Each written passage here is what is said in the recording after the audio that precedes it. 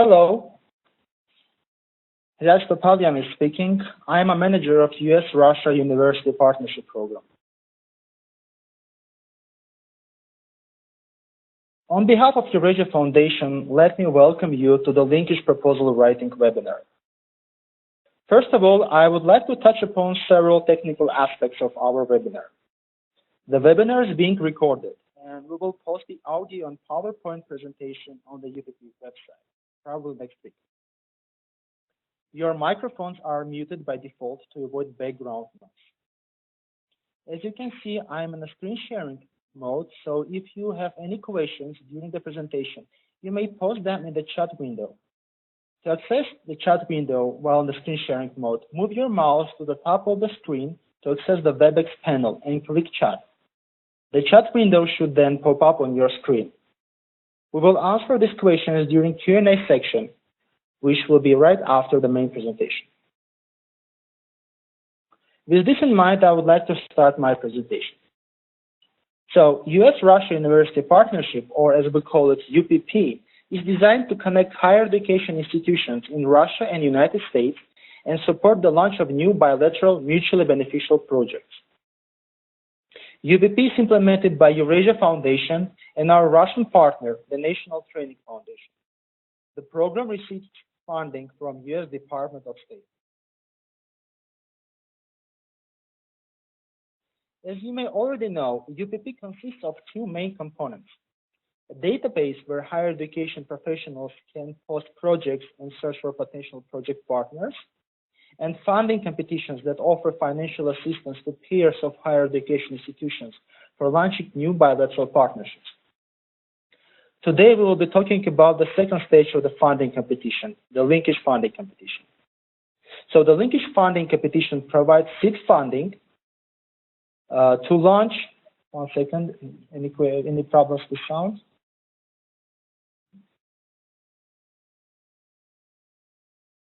Okay, sorry for interruptions while I'm speaking. Maybe my microphone is going writing down. Okay, so I hope now you can hear me better. So the linkage funding competition provides seed funding to launch long-term mutually beneficial bilateral partnerships.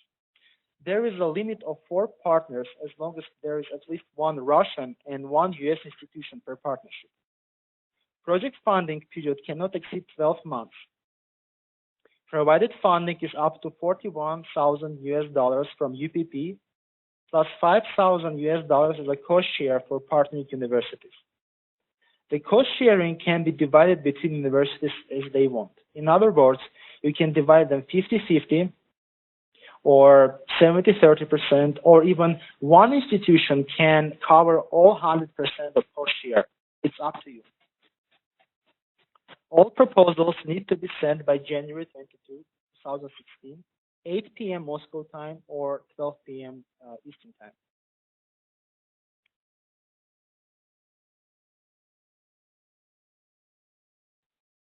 Now I would like to discuss eligibility requirements. Proposals must meet all of the following requirements in order to be considered for funding. So who is eligible to form a partnership? Any higher education institution accredited by the Russian Ministry of Education or by US Department of Education approved accrediting agency. This can include community colleges, liberal arts colleges, graduate institutes, music conservatories, research universities, and so on. If they are accredited, degree granting, and are located in the United States or Russia, they are eligible. However, this doesn't include no degree granting institutions, such as NIH or the Russian Academy of Science, or private corporations such as pharmaceutical companies. These types of institutions can support the university partners by participating in the project or contributing to cost share, but they cannot receive funding directly from UPP. Secondly, UPP is focused on funding new partnerships. We consider the following relationships to be new partnerships. The project can be funded if partners have never worked together or have established initial contacts but haven't entered into contractual agreement, or partners with some type of previous relationship but no former projects in the same field. Next, projects can cover any academic field, but should avoid topics that focus on political activity or government policy reforms. The funding cannot be spent on internships and student exchanges. All participating universities in the partnership should be registered individually in the UPP database. All the application components need to be filled out. The application can be completed in English, in Russian, or a combination of both. It is also important that all application components need to be signed by key personnel, and we are going to discuss this key personnel in next slides.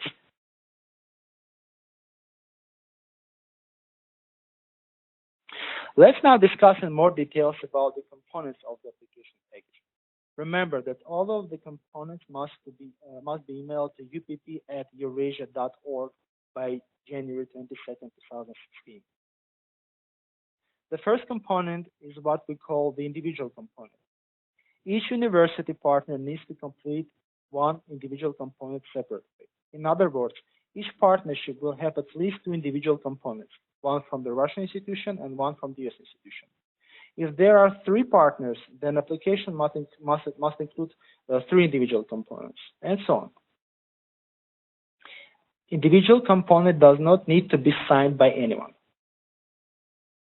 The next component is the joint component that all of the partners produce together. There will be one of these components per application.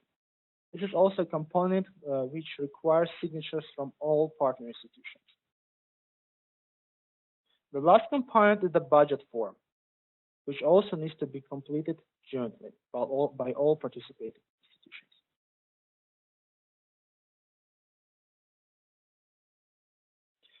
Let's now move to our website. I would like to illustrate how to access the application forms.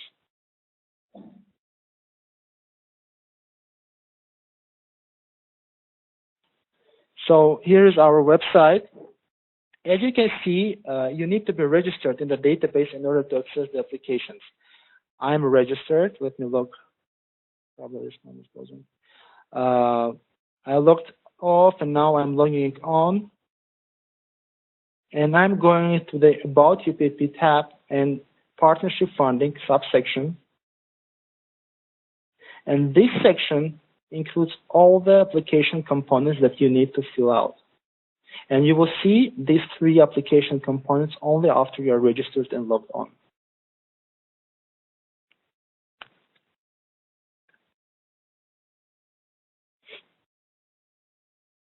If you change the language, let me do it right now. You can access Russian application forms. So here are the Russian application forms. You can download them the same way as you can download English ones.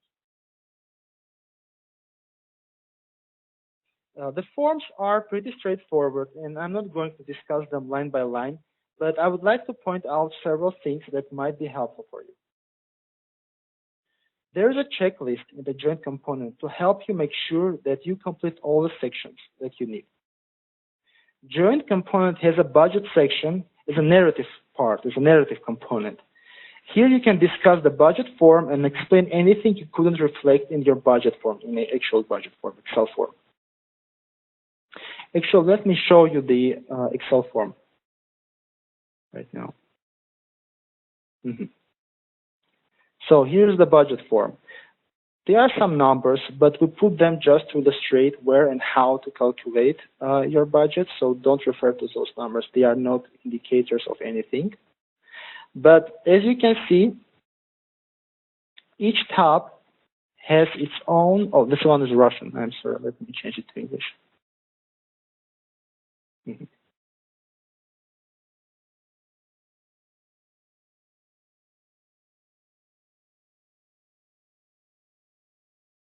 So as you can see, each university will have its own tab.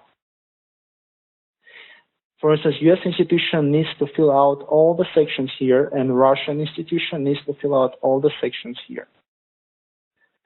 The last column of the budget form is cost share. You can calculate and put cost share estimates here.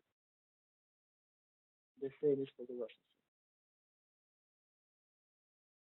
If you have more than 2 institutions, you can add another tab here, or you can ask us by sending us an email to upp@eurasia.org, and we will send you a adjusted form for for 3 or 4 institutions.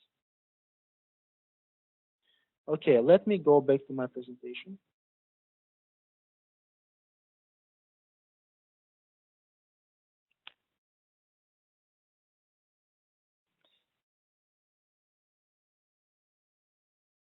Okay, as you might notice, in both components, we ask for information for project key personnel.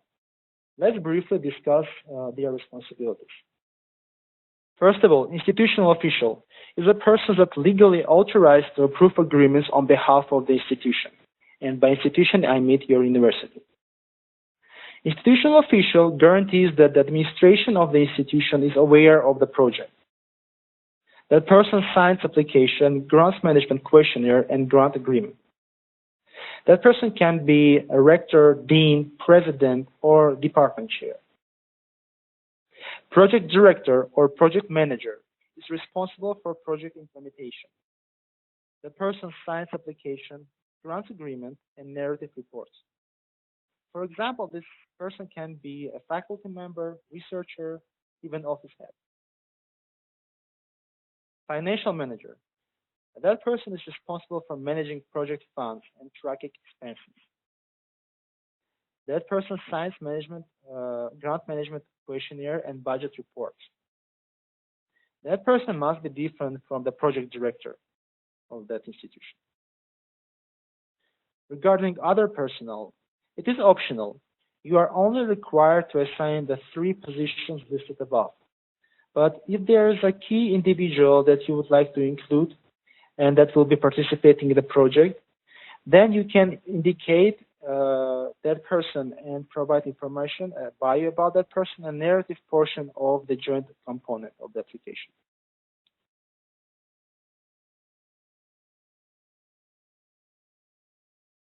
The budget works in the following way. UPP offers a funding in the amount of $41,000 for up to 12 months time period. Each linkage funding proposal must also include a cost-sharing component. Applicants are asked to contribute a combined total of at least $5,000. That could be mandatory or in-kind contribution. Let's briefly discuss in-kind cost-share contribution. In-kind cost-share contribution is the computed value of goods or services used for the project, wherein the value of the contribution can be determined, but no actual funds are spent for securing the good or service. In-kind contributions can refer to the use of resources already available or donated to the institution. While cash contributions are new expenditures made by the institution to support the project and spend some funds on purchasing or paying for services for the project. Examples of in-kind contribution can be volunteer time, let's say translation of the article of the project, research or any project activity, or donated use of facilities. That could be a free space for the conference held by a panel discussion of the partner institutions. So that could be in-kind contribution.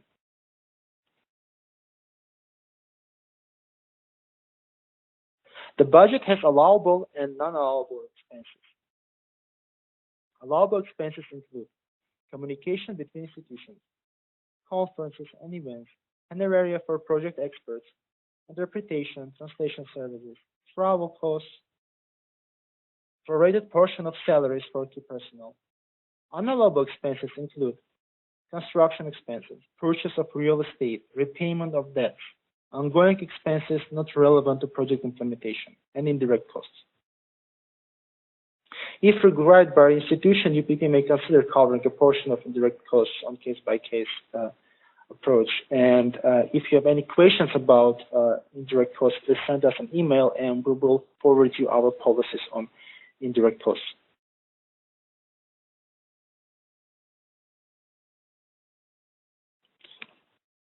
Okay, so the proposal evaluation process happens in the following way. January 22nd is application deadline. Then will happen the expert panel review. Clarifying questions will follow. and we will send you all the clarifying questions probably sometime between 27 and January 27 and January 30. Then preliminary award notification will happen on February 8th. There are other steps related to the project agreement, but those are relevant to those who will be pre-selected by February 8th. If you have any questions, I can also describe those steps as well. Okay, so selection criteria. Selection criteria is based on the following consideration. The degree of adherence to competition requirements as described in the RFP. Here, partner universities need to make sure that their proposal corresponds to the eligibility criteria stated in the RFP that you can find on our website, and as well as use of funds description and requirements. So all those requirements are described in RFP. Second criteria is clarity of the plans and timeline of the suggested activities during the linkage stage. Here we would like to see clarity and well explained and, if possible, detailed management plan and its timeline.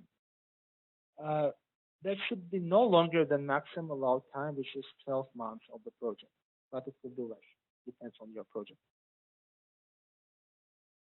Design of the project with justification of its feasibility and the potential for cooperation. Basically, how feasible is the project idea, and is there a potential for cooperation between the partnering universities? The potential for significant and concrete benefits in both countries resulting from successful implementation of the partnership.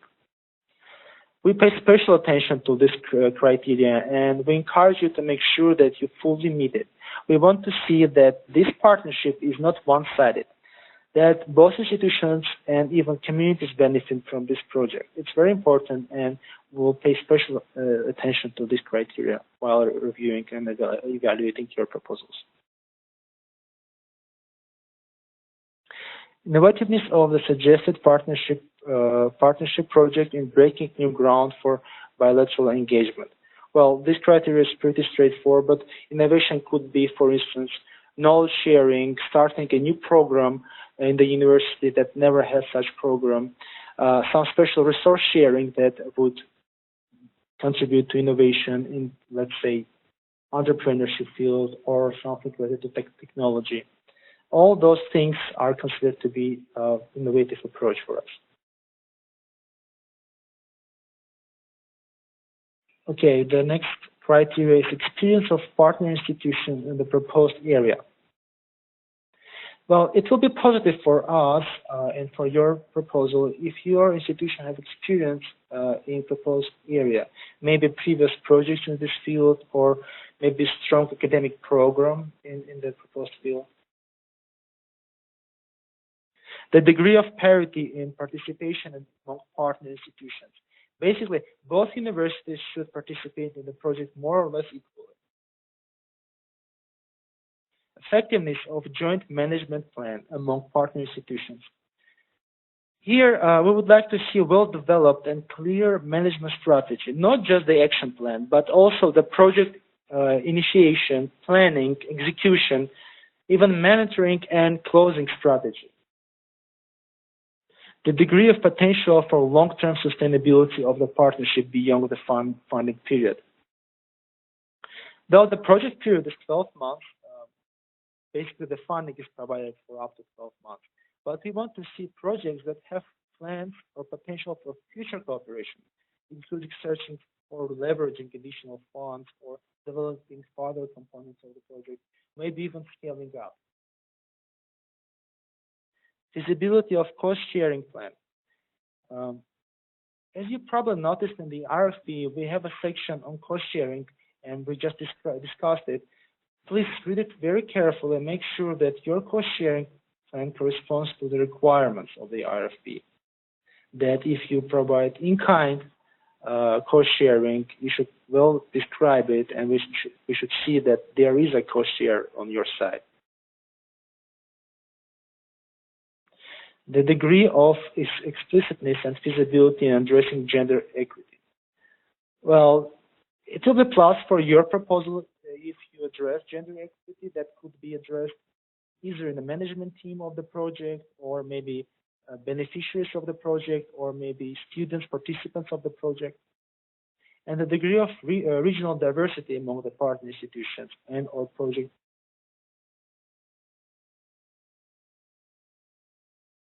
beneficiaries.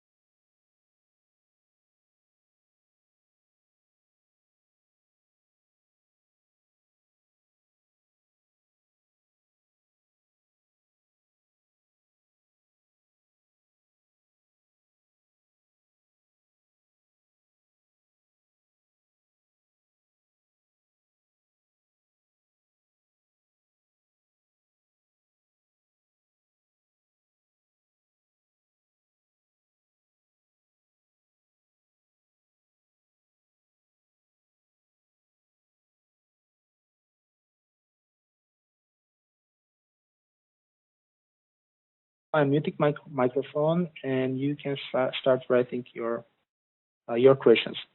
Thank you.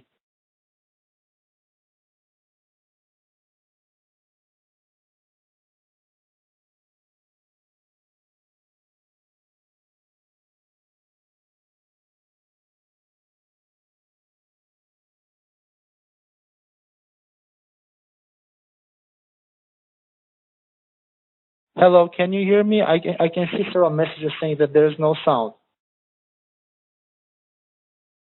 Hello? No, there is. Okay, I hope. Okay. If you want me to repeat anything from my presentation, let me know, and I will quickly repeat.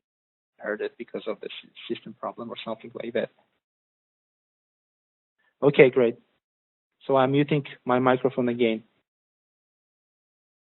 Okay, so I think on the criteria 12, there was some problem with the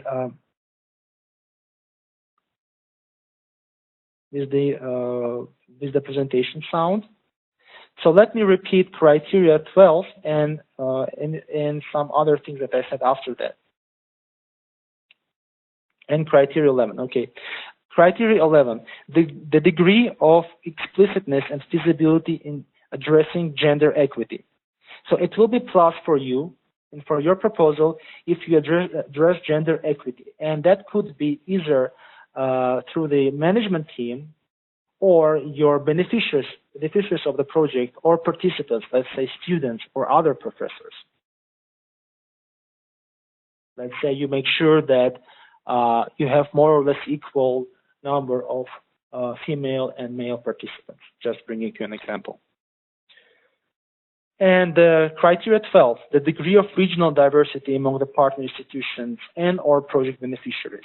So that will be also a plus for your proposal if you address regional diversity among the partner institutions by, let's say, by diversifying the regional area of your produced impact or project target area. Let's say your project targets specific area around you in your community, but some of that impact can also benefit communities nearby, or even some specific region of your country. So that would be plus to see that at least the benefit of the project should be in both countries. That's the number one thing that we're looking for. So if the benefit of the project comes not only to one country, but it benefits both countries. It may not be equal, or it may not be in the same way, but there should be a benefit for the United States and Russia produced from that project. And again, please take into consideration that, as I just said, we are looking for a concrete, significant, and immediate benefit in both countries. So we should see the description of that benefits in your proposal, and we should see that those benefits are concrete, not abstract, and there is either immediate or benefit, or maybe benefits that will happen right after the completion of your project. That will be a huge plus to your proposal. And then after that, what I said is that this is the end of the formal presentation, and now we can move forward to the Q&A section. And I will give you 3 to 4 minutes to write your questions down, and we will start answering those. Now I would like to mute my microphone, and you can start writing your questions and submit them to the chat box.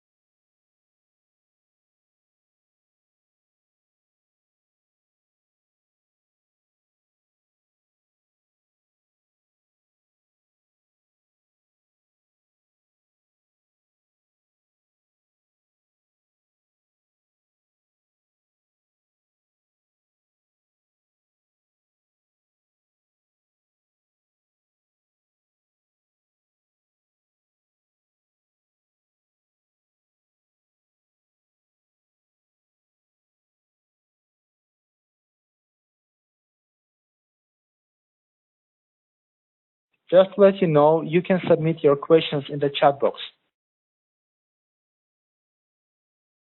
not in Q&A section, just chat box that you should see on your right hand.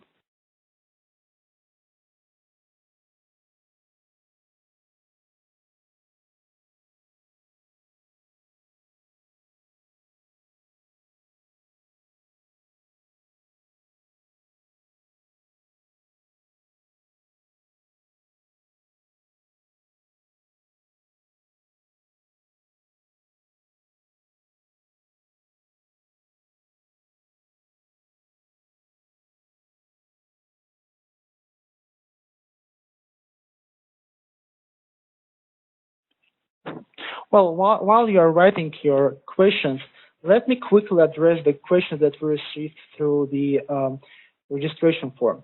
We received many questions in Russian and many questions and several questions in English. So I will address the questions that were submitted in English because all the Russian questions were addressed in the previous webinar that happened about 2 hours ago from now.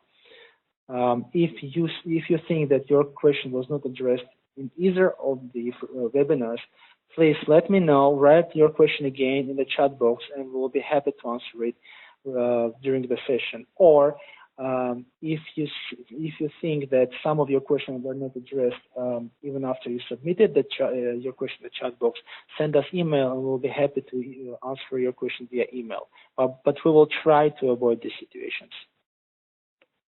So one of the questions that we received through the registration form is the following. In section work plan, it seems to be repetitive in parts B and C as measurable concrete objectives of the project asked in part B lead to targets in part C. Can these two sections be combined as a table that includes stages, objectives, and targets? Well, yes, if you think that combining responses to these sections will make your proposal easier to understand and read, then go ahead and combine your responses. But please make sure that the titles are still there. You can write, let's say, section B, C, one after another, and then provide your table with all the stages, including objectives and targets.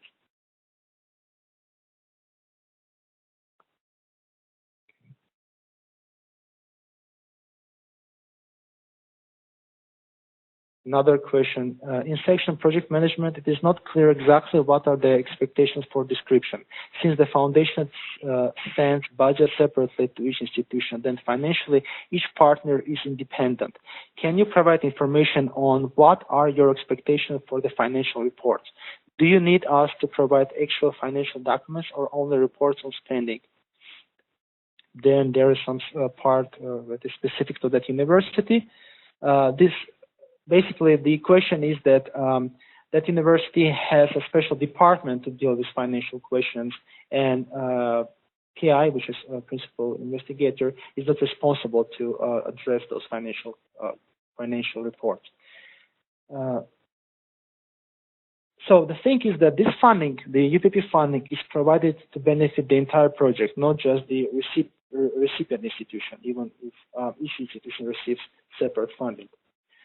For the reporting purposes, each university has its own internal procedures, and we understand that. So it could be a separate department or some special requirements.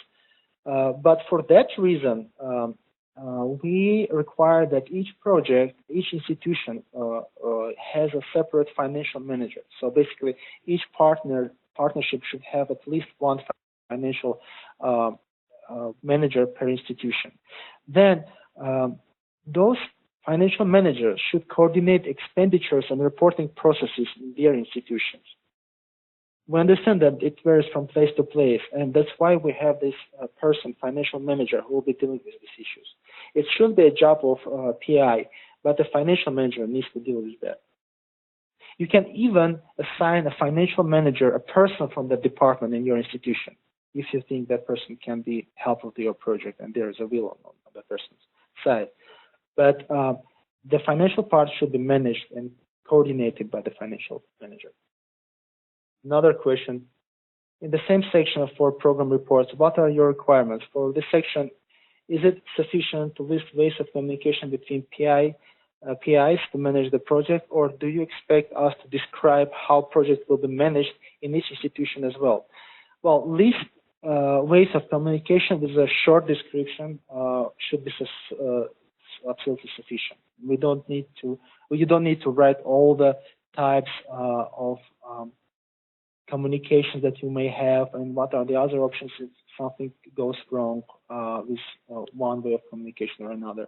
But we would, if you see that that's applicable, please give us a short description, maybe one line, or on the type of communication you are going to use. Joint component requires for each part word limit. And what is that word limit? So the requirement is 12 point Times New Roman 1.5 line spacing and up to 5 pages.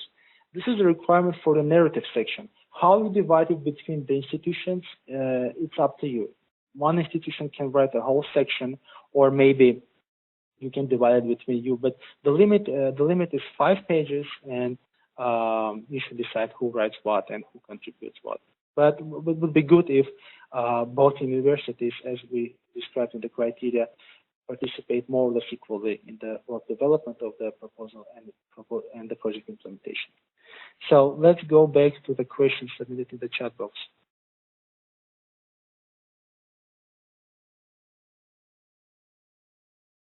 So I'm curious if there will be another round of the contact and links grants next year, or if this is the end. At this moment, we don't have any planned contact and linkage funding competitions in the next year. But that can change. So at this moment, no, we don't have anything planned for the next year. We will definitely let you know through our UPP newsletter, through the Facebook page, and through other communication challenges if there's another round of linkage or contact funding coming up in the next year, or even maybe in this year.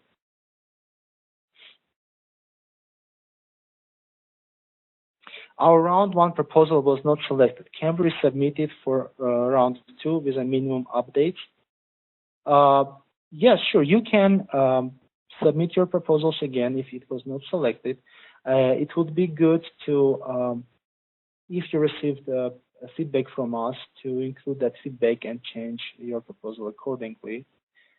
and maybe you should look into the criteria and assume why your proposal was not selected. Maybe there was another institution that already received funding and you are representing that institution.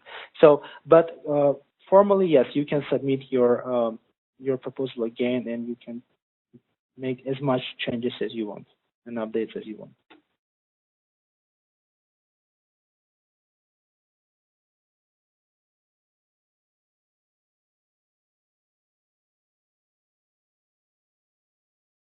Can a U.S. institutional official and financial manager be the same person? Well, I guess I addressed it in my presentation. So we want to see three project personnel from each institution, the institutional official, the project director, project manager, and financial manager. So we don't want one person to hold two roles. So shortly, no, you shouldn't submit a proposal where the manager, financial manager, and institutional official is the same person.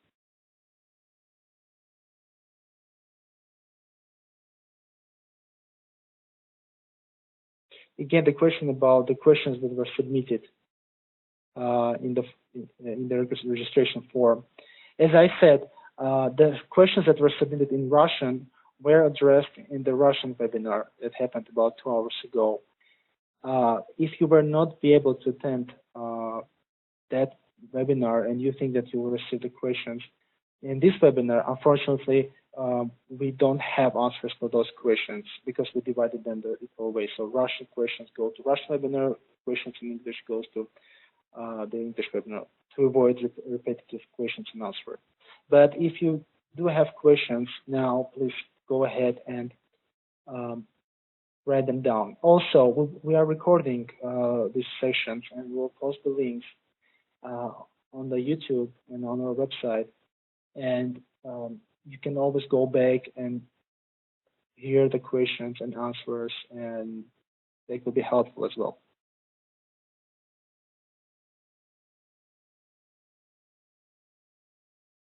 How far beyond the 12-month period must we demonstrate continuity? Well, there is no specific requirement to that. We want to see that those two institutions that receive our funding and work for 12 months have potential plans to continue their projects. And they are looking for other funding opportunities if that is something that they need, or maybe they are self-sufficient. Let's say if that's a joint program and the UPP funding helps to kick off that program, and then their institutions will support that program in the future, that could be sufficient. Or if two institutions submitted a project and a proposal and they received funding from UPP, and then during the project period, 12 months, they're also applying to other financial resources from other institutions. And we see that there's a will, they are trying to do that, that will be also sufficient.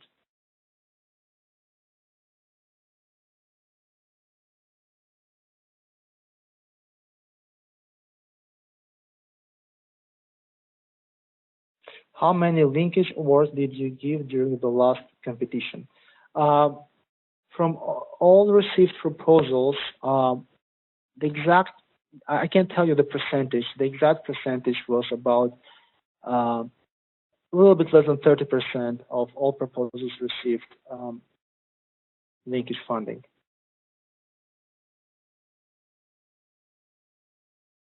But that can change this year. It depends on the number of proposals we receive, on the quality of proposals we receive. We can sponsor more than that or less than that as well.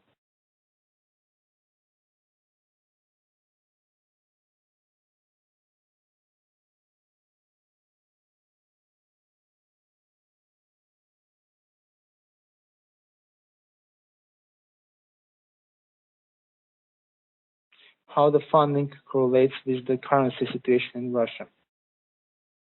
Well, good question. And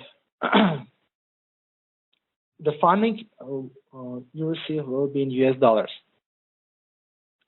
Then the exchange rate that you use should be documented, and if there are huge fluctuations during the year of your project, you should show us that by showing the exchange rate that you use to convert the currency.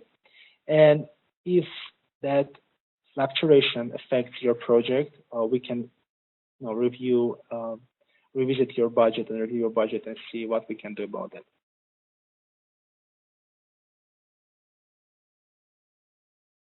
But this is only applicable to the Russian side, of course. I mean, even if U.S. institution spends funds in Russia, that is also applicable, of course.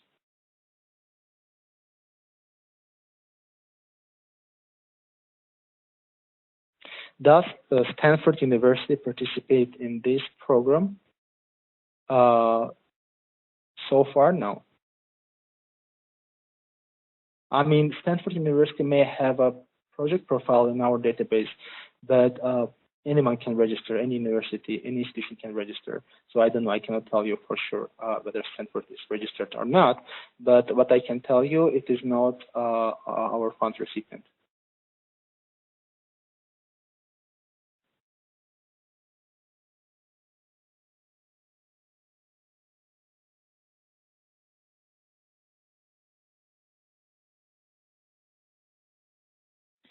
Okay, so can we assume that a U.S. school with a project listed on the, I guess, on the database where a Russian partner is not listed are looking for Russian partners instead in working on the described project, interested in working on the described project? Yes, of course. So if you see a U.S. institution registered in our database where that institution describes its interests in forming a partnership with a Russian institution, and basically if they have their project in our database, probably don't have their partners, definitely you should contact that institution and check if they are still looking for a partner, because the purpose of the database is actually to help U.S. and Russian institutions to search for partners. So individual institutions register their profiles and describe the areas of their interest, and then they start based on their interest, they start to search a partner in the opposite country. So you should definitely contact an institution to make sure that they don't have a partner yet.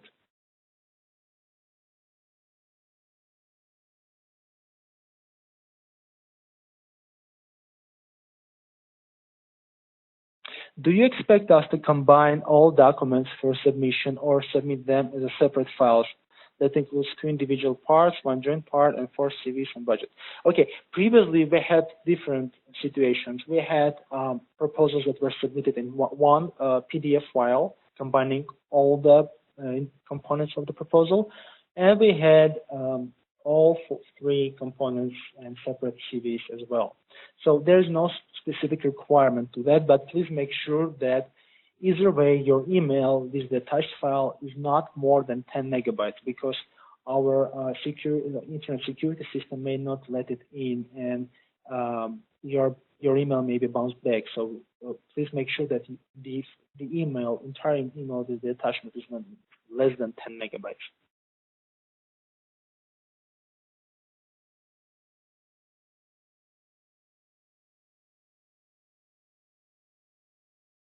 Is the budget narrative included in the 5-page narrative limit? So the 5-page narrative limit is the joint components narrative limit, and the budget narrative is also there. So yes, we ask you to be very concise and to the point in the description of your project. So 5 pages is the max that we are expecting from you.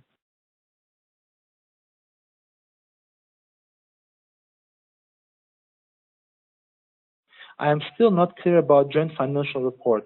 Do we just collect financial reports from financial managers and send one report to you, or do we need some form of joint collaboration for financial, not program report?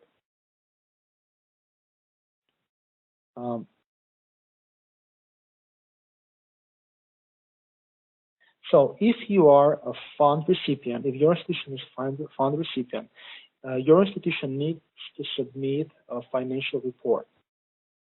Though the three institutions, if the partnership is between two institutions, have their own funds and own expenditures, those expenditures and those funds need to be spent collaboratively. So you need to be in touch with each other to know where you spend those funds in Russia or in the United States or maybe on joint endeavors. But yes, you should submit your separate financial report from your institution, from your side, and your partner will need to, if the partner is a fund recipient, will need to submit their financial report separately. And the collaboration is just to make sure that spending goes toward the common goal, that you are aware of common expenditures if you have joint endeavors, but the financial report and responsibility for each report will be held by the financial manager of that institution.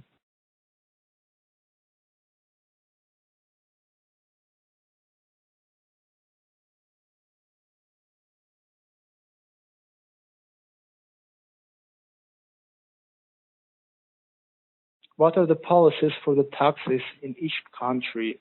Should the U.S. institution file a tax return for the Eurasia Foundation?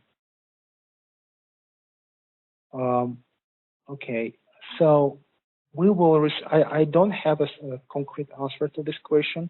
We will address this question directly to the person who submitted it, probably today.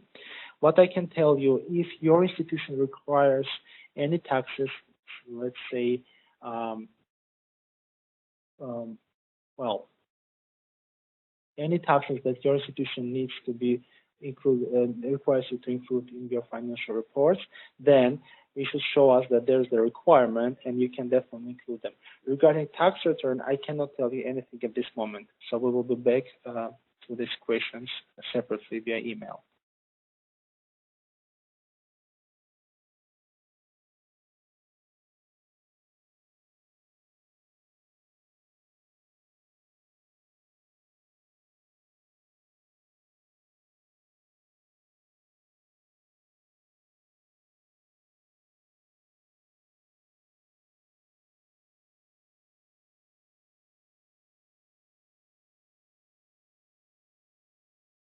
Okay, there's another question.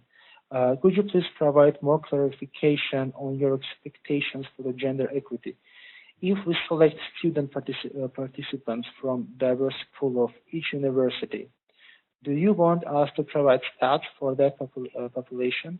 We don't know yet who are participants, as they will be selected based on specific criteria.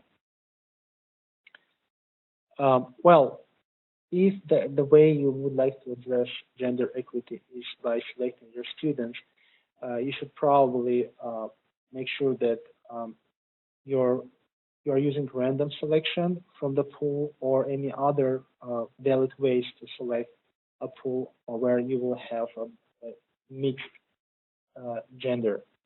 If you are trying to address gender equity through the management of the project, you should also say, okay, we have three project participants on one side, three project participants on the other side, and we have, let's say, several other optional project participants that will be helping with the project, and probably should provide us the gender breakdown for the management team. But of course, if you don't know specific criteria that you are going to select your students, whichever criteria you choose, I guess if it's applicable to use let's say random choice from the pool of students that you have. If let's say you have 50 students that you are hoping to select for your project, you could either randomly choose 10 of them or make sure that more or less there is a gender breakdown for them.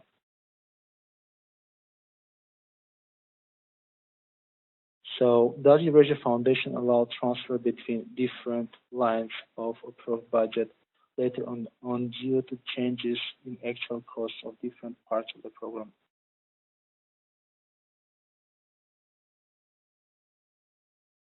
Well, we had situations where budgets were revised based on specific external or internal impacts. So we do have this in practice, and if there is a need for that, we can definitely consider it.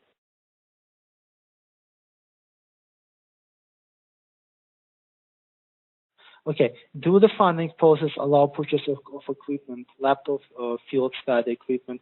Yes, we specifically had a case where the project purchased IT equipment, basically tablets for the project. Though it should be justified for sure, and it should be also explained why those technologies or those let's say computers or tablets were not used by from the universities. I mean, why universities can provide them, but it is something that we can sponsor.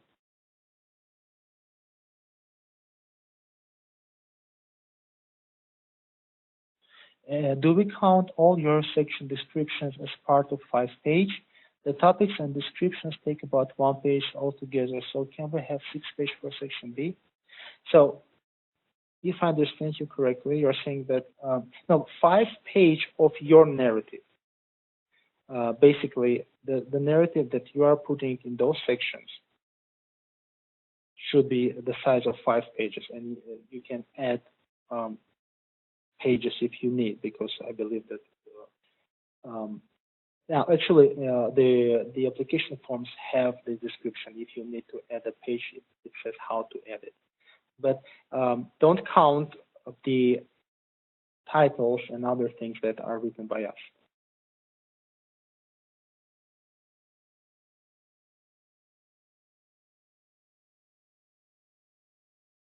Okay.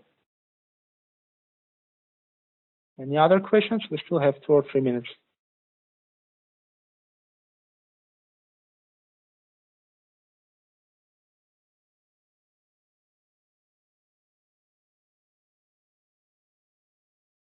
Okay, no other questions. Well, in that case, I would like to thank you all for joining our webinar for the linkage proposal.